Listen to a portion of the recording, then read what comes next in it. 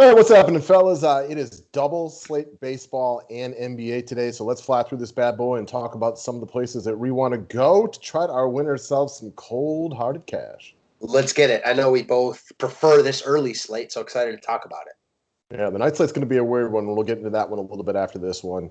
As far as what we want to talk about today, guys, we're looking for more of you to come play with us. Bellman with the big win yesterday.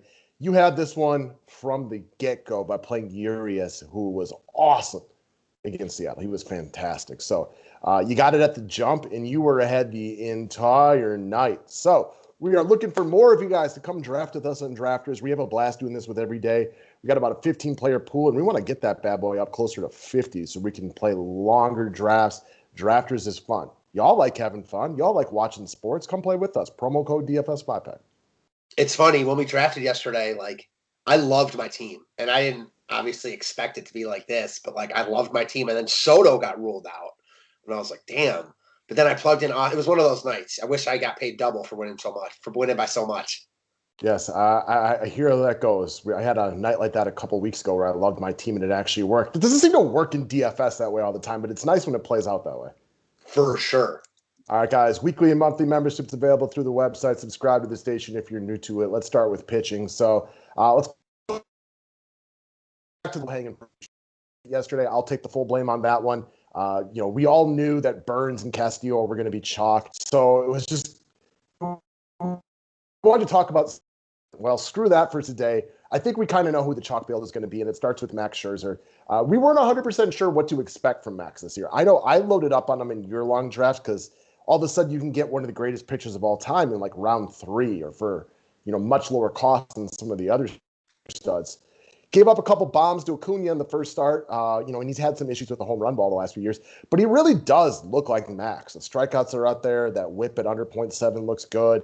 Solid matchup with a right-handed heavy St. Louis team that strikes very little fear. It's a great spot for the W, which is something we don't usually play for. But when you're facing Carlos Martinez, it's easy to get the win. He's a true stud. I like him in all formats today.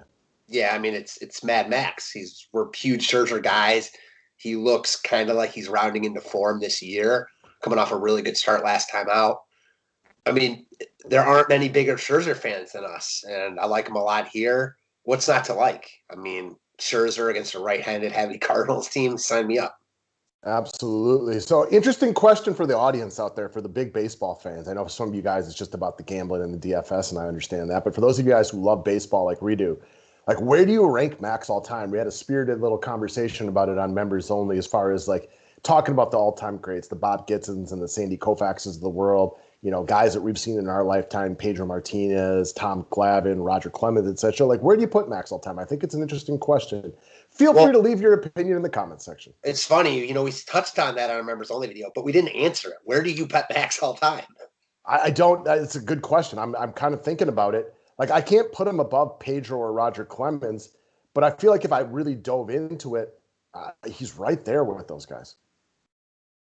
He's right there with those guys. Okay, I got one for you, based on this is a good one. I think this is a real conversation. He hasn't pitched so far this year.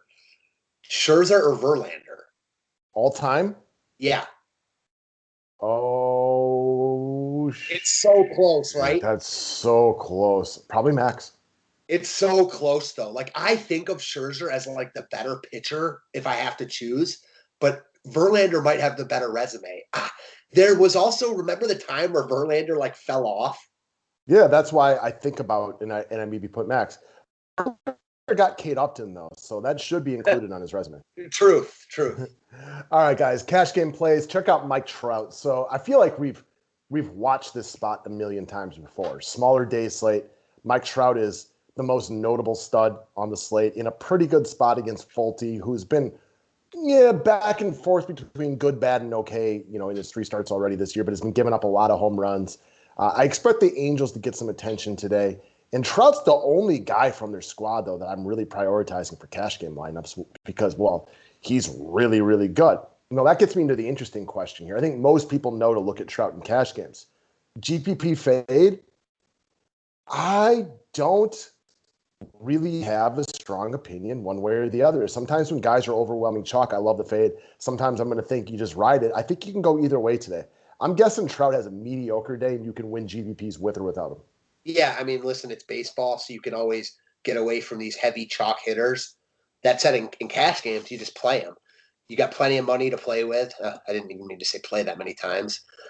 You got plenty of money to spend, I should say. And Trout, obviously the best hitter in the game still, the best player overall in the game, I would still say. Playing, look at his numbers to start the year, coming off a monster game last night. Looked like he might have cooled down for a couple game stretch. Well, no, he's right back at it. Only thing he doesn't really do anymore is run. But now he's got like more power than he used to have. So he's made up for it. Yeah, he used to be a 30-30, a 45-15 guy. Yeah, I mean, just watching Trout, he's just on a different level.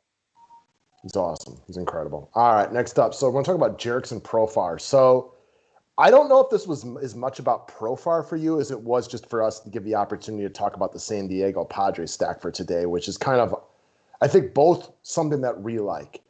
And a big point for us is these Padres just lost a couple games in a row to my Brewers, but they just went through Walker Buehler, Trevor Bauer, Brandon Woodruff, and Corbin Burns. Now, there's no Jacob deGrom in there, but those are four of the best pitchers in the NL. That is a rough go for 4 days. Now, Adrian Rauhauser is not a slouch, but he ain't even in the same league as these four. Like, this has got to be just an absolute breath of fresh air for the Padres today. Yeah, I mean, after that, and you have Kershaw in there also.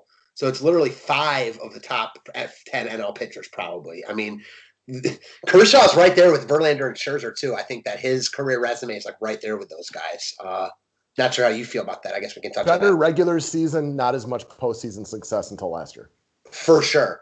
As far as Profar goes, yeah, it's not that I specifically love Profar himself, but he's been leading off at 2,900. I mean, you can't really beat that. You can use him as a one-off. You can use him in a Padres stack that we like a lot, that we don't think gets a lot of love today. Why would it? They haven't been great. There's other teams in more optimal spots. I like San Diego quite a bit here. I love these day slates, these smaller slates where you can get different. I mean, these are just like, when I think of playing MLB DFS, it's slates like this. So the other thing for me is, when we talk about the ballpark right now, when you think about the Padres in San Diego and Petco, you think about elite pitching park. At least I do. The thing is, like, they moved in the fences like 5 or 6 years ago, and it's not quite as bad anymore for hitting. Also, like, the day and the night are like drastically different for some of these like a West Coast California type stadiums, and San Diego is no different. I was listening to go on and on about it the other day. The ball just does not travel that well at night, but in the day it pops out there a little bit. Also, I have a soft spot for San Diego on day slates when Coors is in play. 2 of my best all-time days have come stacking San Diego when Coors is in play. And we don't love Coors today. So I got that vibe. It doesn't mean it works. I just have that feeling again today. Yeah, the only difference now is that San Diego's actually good. And those it's a big difference. For sure. Who I'm trying to think of, a guy from the Padres. Maybe you can help me get there. I can't even describe it very well, but he was like a little, I think, lefty with a lot of pop, who had like a hot minute on that San Diego lineup a couple years ago, and I don't even know if he's in the bigs anymore. Like, how long ago? Like 3 years ago, maybe? I mean, I know there was like Jankowski. No, power hitter. Okay.